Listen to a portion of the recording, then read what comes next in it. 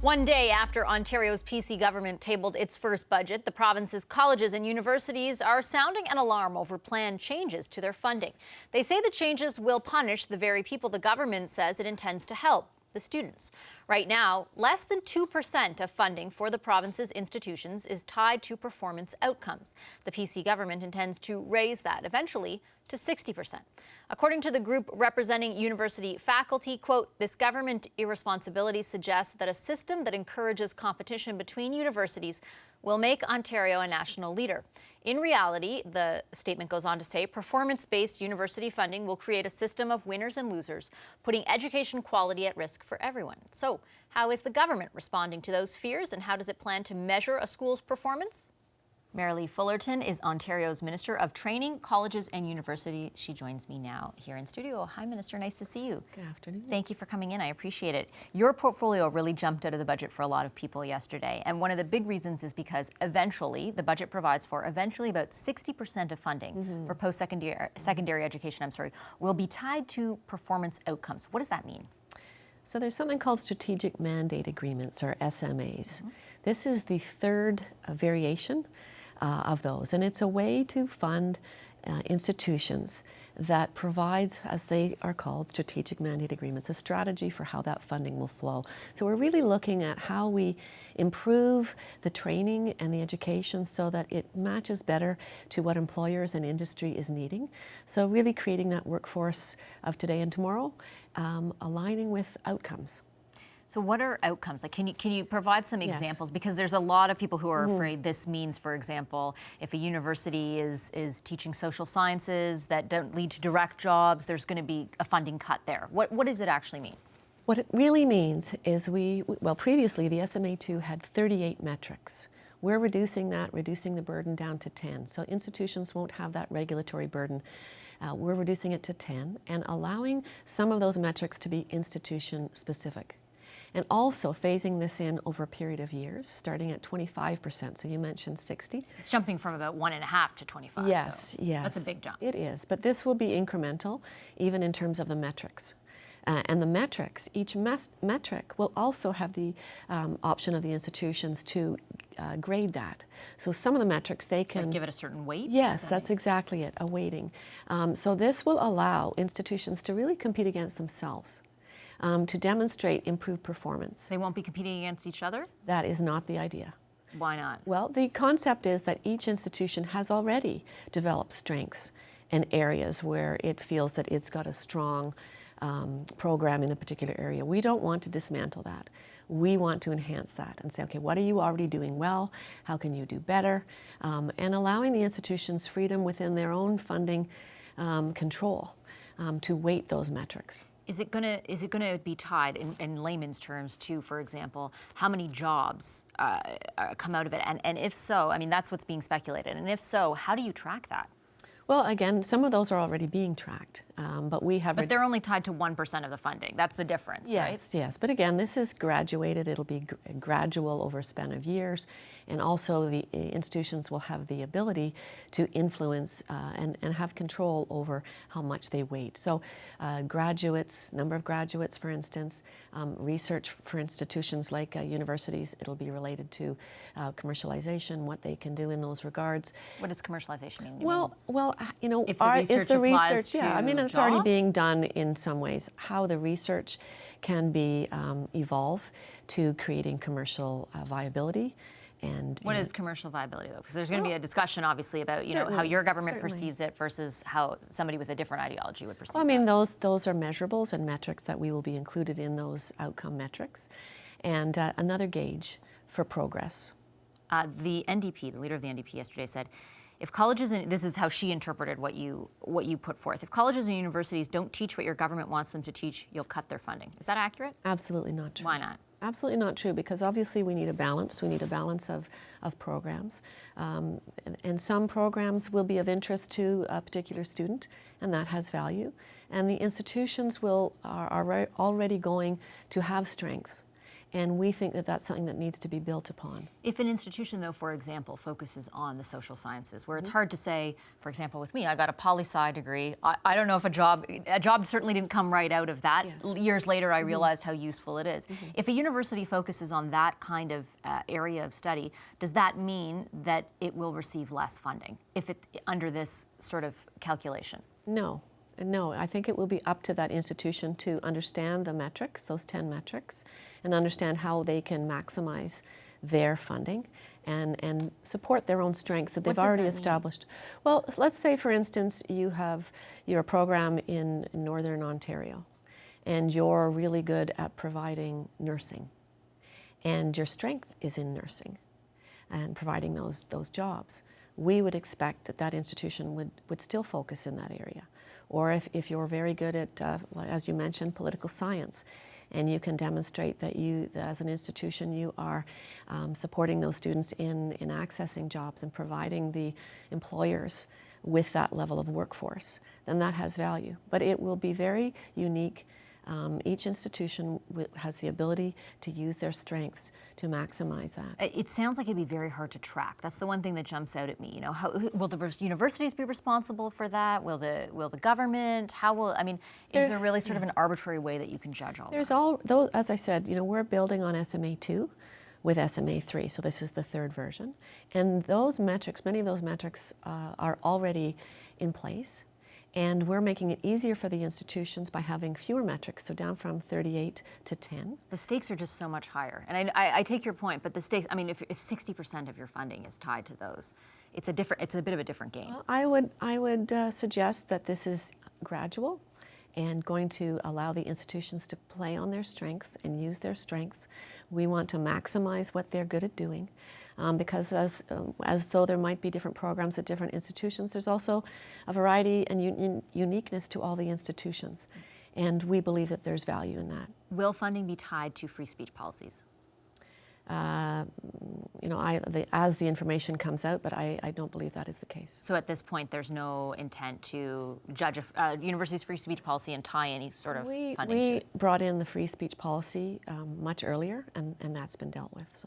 So I know that the announcement was made. I just want to be sure, it's not as if this new funding formula will include that. Our overall objective is to make Ontario open for business, open for jobs, and recognize the importance that the institutional sector has to do with communicating with the industry and business and understand what those needs are as well. What does that have to do with free speech? Well, it doesn't. I'm saying okay. These are the reasons for doing this, and free speech is not one of them. And just before I let you go, there is an absolute cut in the amount of money that's going towards this department. I read for the U of T, for example, that's $88 million less. When you say this department, it's post-secondary in general, okay, post-secondary okay, funding, my apologies. Okay. I read for the U of T that amounts to about $88 million less for their operating budget next year. I know you've also cut tuition for students, to be fair, but that's about, if a student going to the U of T, I read it would be about $55 less a month. How do you suggest universities deal with those cuts? Where should they be cutting? Well, first of all, our government is putting people first and protecting what matters most.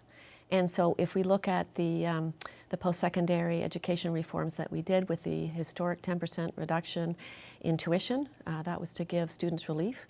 And we heard that across Ontario, all during the campaign and afterwards, that tuition was really skyrocketing, and so was OSAP. And the Auditor General, in their report from 2018, indicated that it was on an unsustainable trajectory. So the tuition relief of $450 million for students and their families was really critical. And also, we increased the proportion of grants for low-income families and students, those in families earning less than $50,000 a year. We increased the percentage of those grants from 76% to 82%. And in terms of will that make it harder for middle-class students to get that help, though? Well, that's why this had to be taken as a package in terms of the tuition relief and the 10%. It's really important also to recognize that OSAP was an integrated program between Ontario and the federal government. And what we did in Ontario is we have a large proportion of the funding is in the form of grant. 80% of the Ontario portion of OSAP is a grant. So students don't have to pay that back, and only 20% as a loan. The federal government only provides 30% of their funding as a grant. Back to my original question, though, on the cuts for universities for operating budgets. Where do you expect those cuts will come from? Well, let me clarify that the tuition reduction only impacts post-secondary institutions to the tune of about 2 to 3% of their operating funding. It's not a direct translation. But there is a cut in spending of $400 million from last year. Well, that was overall. For student tuition relief. And we'd been hearing from students very broadly that they needed relief from the rising cost of tuition. So just putting it in perspective, that the 10% reduction in tuition is putting students first and putting people first, and really only equating to a very small amount of the post-secondary education funding, operating funding. Although we're hearing a bit different from universities, but I have to leave it there. I'm out of time. Thank you very much, Minister. You're very welcome. Appreciate your time today. Thank you so much. I really appreciate it. Thank you. Here in Ontario, we are on a path to balance that respects our health care, our education, and the core services. We are creating jobs in Ontario. We're fighting for Ontario, and the federal government is fighting against Ontario with a carbon tax. Doug Ford's government unveiled its first Ontario budget yesterday, and the PCs are reneging on their pledge to balance the books within their first term. The deficit for the current fiscal year stands at $11.7 billion. The provincial government plans to wipe that red ink by the 2023-24 fiscal year after the next provincial election. The budget includes spending cuts across nearly every department, but it also offers some perks to families and businesses. So as far as fiscal plans go, how should this one be graded? Glenn Hodgson is a senior fellow at the C.D. Howe Institute, and Angela McEwen is a senior economist with the Canadian Union of Public Employees and a fellow at the Broadbent Institute. Hi to both of you. Great to see you on this Friday evening. Glenn, I'll start with you. There was a tweet that piqued our attention today because there's a lot of debate about the deficit, and we know during the campaign the Ford government, the Doug Ford pledged to do it within 4 years. This is 5 years. What do you think of the plan? I really wish there was a much harder commitment to balancing the books. We've been in deficit in Ontario for 10 years now. And, you know, 1 year deficit, no big deal. The debt, but if you do it for 10 years, the debt mounts and mounts and mounts. And one of the little gems I found in the budget is that interest payments on the public debt are now bigger than spending on post-secondary education and training. So is that because they cut that funding to that department? Or no, I'm kidding. Maybe in part. I mean, I think you could make a pretty credible case that you need to train your adult workers if you can have a really vibrant economy. But for me, that's kind of a signal that we have a lot of debt now. We have to deal with it at some point. I probably understand why they kicked the can down the road a little bit, because the economy is not really strong in Ontario this year and next. But at some point, you have to bite the bullet and say, okay, it's time to get the debt under control. Ontario is creeping towards being the second highest level of provincial debt in the country after Newfoundland. At some point, Quebec may pass them on the way down. Quebec's actually dealt with this. I think it's time for Ontario to actually take this on and get serious, and I'd like to see it within a kind of a 3-year time frame rather than after the next election, which is way down the road. What's your assessment of the 5-year plan to get back to balance, Angela? Well, I think they're giving themselves room, right? So they're saying now 5 years, and then if the situation improves, the economic situation gets better, then they can say that they've balanced the budget. They didn't really talk about this much yesterday, but between the fiscal update in November and now, they've been talking to the Attorney General about how to calculate these pensions, right? This pension adjustment. The big thing during the campaign. The big thing during the campaign, exactly. The $5 billion that wasn't accounted for. So they have provisionally accepted the the Auditor General's, the Auditor General's recommendations. We're also familiar with that term, the Attorney General. Yeah. Different context, different story. Yeah. So they've provisionally accepted her recommendations. That adds to the debt and to the deficit. But they might come up with an agreement before the next election that allows them to take, $3 billion off the books and magically balance the budget again that way. What's your impression of, there was a lot of rhetoric going into this that this would be a big austerity budget. Would you characterize it as that? I would, actually. Why? Because, again, if you're looking at that $5 billion that now they're accounting for, but there's no extra economic activity on the books, they're spending a lot less money than the Liberals had planned to spend even this year, and about $6 billion last for 2019-2020. So they cut $1 billion, and it's not even just an austerity budget. it's to the most vulnerable, right? Because they cut $1 billion out of social services. They cut a third of legal aid's funding and said you can't do anything for refugees or recent immigrants, right? So They say it's the federal responsibility to do that, yeah. sure, but that's not happening now, right? So this is certainly a budget where it almost seems mean-spirited. Some of those big cuts that they've announced.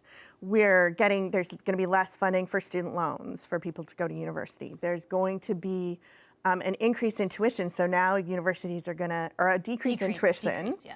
So now universities are getting less money from both the government and from students.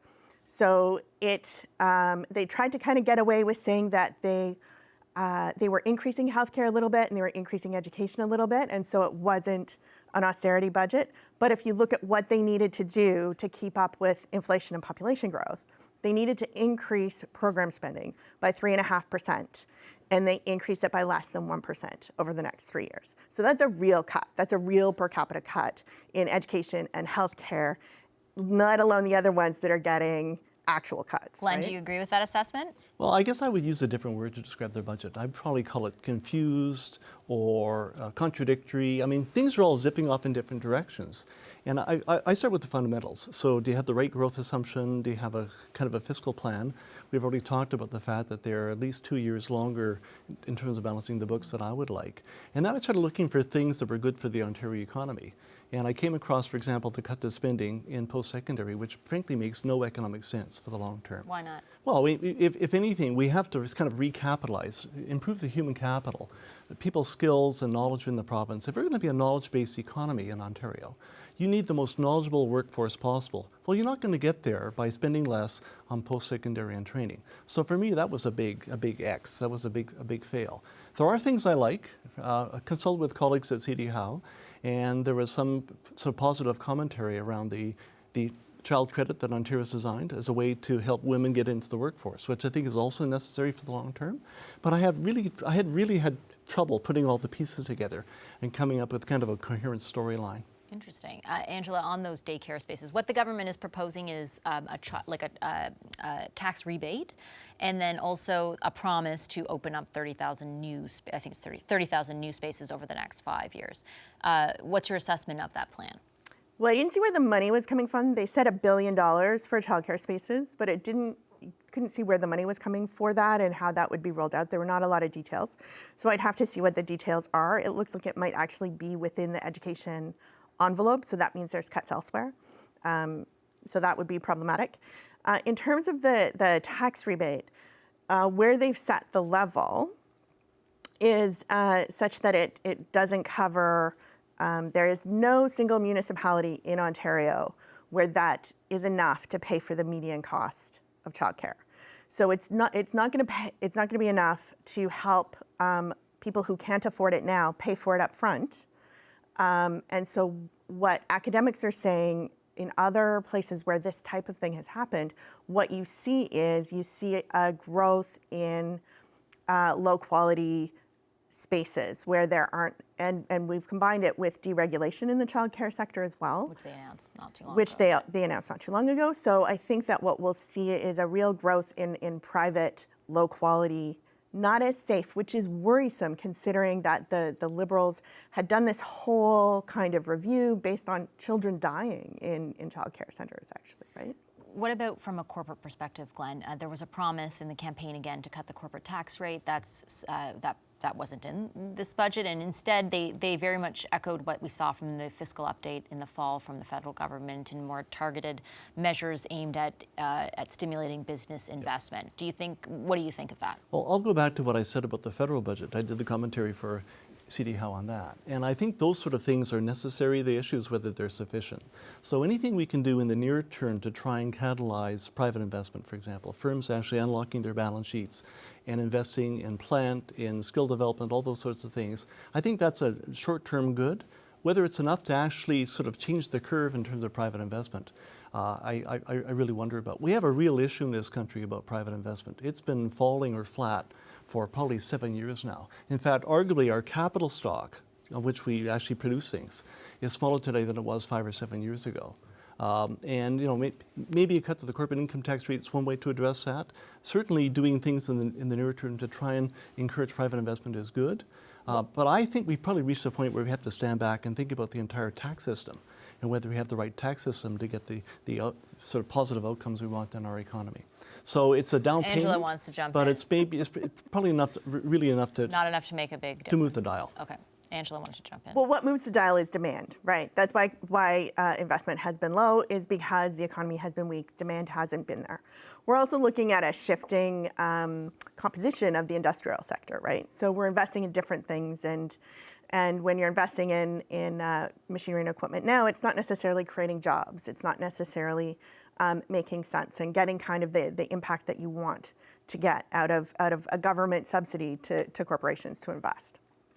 So I think we should worry less about that.